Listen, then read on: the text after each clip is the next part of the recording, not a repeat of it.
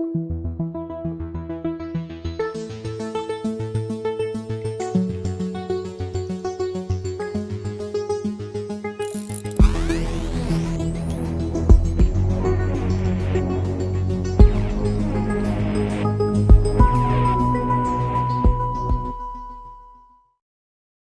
there is a date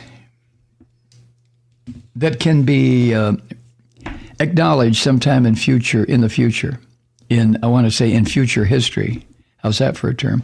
But if there's a date that can be so identified as to the death of the labor movement in this country, the union movement, it would have to be today, Friday, the 9th of April, 2021. That's because at this giant warehouse, Amazon warehouse in Bessemer, Alabama, the company, Amazon, beat back the most significant labor drive in Amazon's history.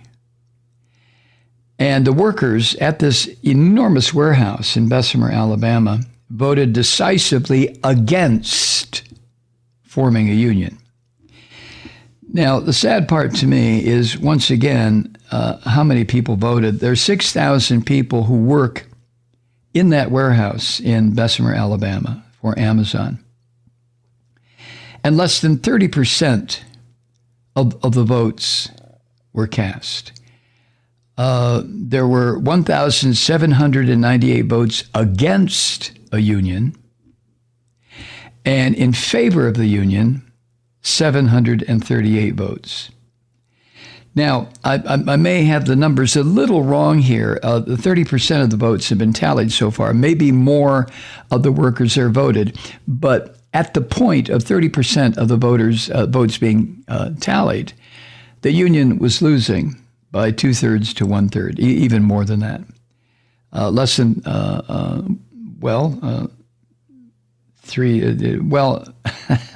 about a third of the votes said, yeah, let's have a union. About 2/3 said, no, let's not. So this deals a crushing blow to labor organizers and Democrats and the people who believe that organized labor is the answer to some of the more punishing aspects of capitalism, of corporatism. And this was at a time when conditions have been ripe for unions to make advances. That's why I'm making this global statement that what happened today may signal the end of organized labor movement in this country. Amazon, by the way, has repeatedly stopped labor activism. And according to the New York Times, the newspaper that reported on this, that I'm referencing, Amazon had appeared vulnerable to this organization effort as it's facing increasing scrutiny in Washington and around the world for its market power and its influence. I mean, let's be real. The richest single human being on earth is the founder and president of Amazon. I guess he's President Jeff Bezos.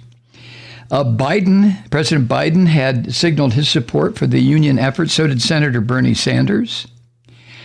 And the pandemic, which has caused millions of us to do our shopping online, brought a spotlight to the plight of essential workers and raised questions about Amazon's ability to keep the people who work, the millions of people who work for Amazon, safe in these huge petri dishes. But Amazon put on an aggressive campaign, and their central argument, I should say, was that the workers at Amazon had access to rewarding jobs with no need to involve a union. Where have we heard that before? So the victory by Amazon over union organizers now leaves Amazon free to handle employees on whatever terms Amazon wants to. And it has gone on a hiring spree and expanded its workforce, according to the Times, to more than 1.3 million people. Time for the experts. A professor at the University of Washington named Margaret O'Mara, who researches the history of tech companies, said Amazon's message to the workers that it offered good jobs with good wages, that argument had prevailed over the criticisms by the union and those who support organized labor.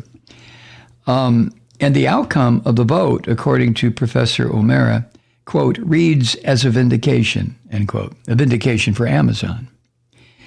And she added that while this was just one warehouse that took this vote, the election had gotten so much attention that it had become a bellwether. It had become an absolute symbol of union versus the ownership, the workers versus the bosses.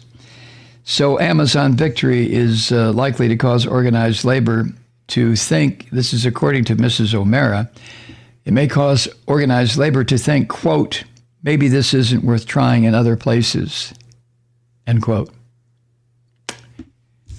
Now, I'm not sure if she meant other places where there are Amazon warehouses and Amazon workers, or if she meant just generally speaking. Either way, it's a pretty scary statement. Now, the union which led the drive is the Retail, Wholesale, and Department Store Union. And they blamed the defeat on what it said were Amazon's anti-union tactics before and during the voting. And that voting was conducted from early February through the end of through the end of March. The union said it would challenge the election results and would ask federal labor officials to investigate Amazon for creating what the union called, quote, an atmosphere of confusion, coercion, and or fear of reprisals, end quote. The union's president, Stuart Applebaum, said, quote, our system is broken. Amazon took full advantage of that, end quote. By that, I guess what he means is the system that had been in place for so many years, it is not in place now. Amazon's, or the organizing effort at Amazon in Bessemer, Alabama was one of the last gasps of organized labor. But the system that Applebaum is referring as being broken was a system of organized labor as a bulwark against, the more punishing or egregious acts by corporate America. And the heyday of the unions, of course, was when? In the 50s? Shortly after World War II?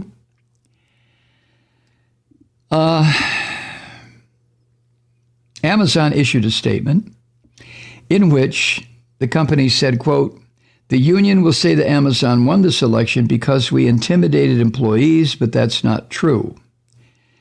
Amazon didn't win, the statement went on. Our employees made the choice to vote against joining a union, end quote.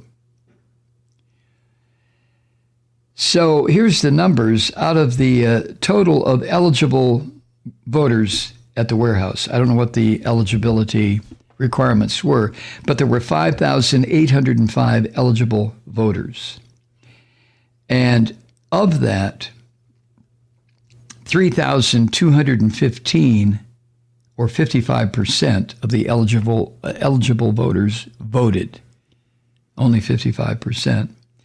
And a majority of the votes was needed to win, obviously, and that was 1,608 votes were needed to win, and they got 1,798 votes. About 500 of these ballots were contested, mostly by Amazon, according to the union, and those ballots weren't counted. And even if they had been, it would not have been enough to reverse what appeared to be the results of this election. A couple who started work at this warehouse back in July, a couple of workers, said the union had failed to convince them how it could improve their working conditions.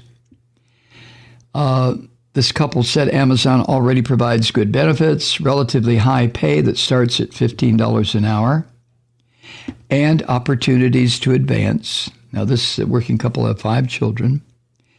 The the woman, Mrs. Stokes, who's 52, said, quote, Amazon is the only job I know where they pay your health insurance from day one, end quote. And she added that she had been turned off by how labor organizers tried to cast the union drive as an extension of the Black Lives Matter movement, because most of the workers at the Bessemer plant are black. And Ms. Stokes, who, by the way, happens to be black herself, she said, quote, this was not an African-American issue. I feel you can work there comfortably without being harassed, end quote. I had no idea what the tactics were that were used by the labor organizers, the union organizers, in an attempt to unionize this place. But I have a gut feeling that they made a big mistake in trying to tie this to Black Lives Matter, especially given the situation that the workers at this plant apparently were, as Ms. Stokes said, were satisfied with what Amazon was offering them. So again, not being there, not being part of that community, I can only guess based on what I'm reading or seeing on the news. But anyway, the vote is obviously going to lead to some rethinking of strategies within the labor movement. As the Times reports this, quote, for years, union organizers have tried to leverage growing concerns about low-wage workers to break into Amazon. The Retail, Wholesale, and Department Store Union had organized around critical themes of supporting black essential workers in the pandemic. And the union had estimated that 85% of the workers at the Bessemer warehouse were black, end quote. So obviously what the union tried to do was, as Ms. Stokes said, tie the organizing effort to the Black Lives Matter movement. I mean, who the hell knows anymore, right? But anyway, the failure to organize the workers at the warehouse now follows decades of unsuccessful and costly attempts to form unions at Walmart. How many times over the past 20, 30 years have we heard about this? That's the only American company that employs more people than Amazon is Walmart. Now, you know where this is going, don't you? Right? Of course you do. Eventually, there will be Walmart and Amazon for retail shopping, for everything. Everything from groceries to eyeglasses. That's it. Amazon, Walmart. Hi, Truth Seekers. Mike Malloy here. As you know, we've switched formats and are now broadcast exclusively on the Progressive Voices Network. So that means you get fewer program interruptions, no corporate commercials, and lots of profanity. But our format change also means some of our radio listeners no longer hear the program. It's been a while since I mentioned our podcasts, so you may have forgotten that there is a way to listen to this program anytime you need a good dose of screaming. Visit MikeMalloy.com and subscribe to our podcasts. As a podcast subscriber, you can download the program to your mobile device and take me with you wherever you go. And if you have a friend who needs a dose of truth-seeking, you can give a gift subscription as well. That's MikeMalloy.com, and never miss a minute of the uncensored fun and frivolity.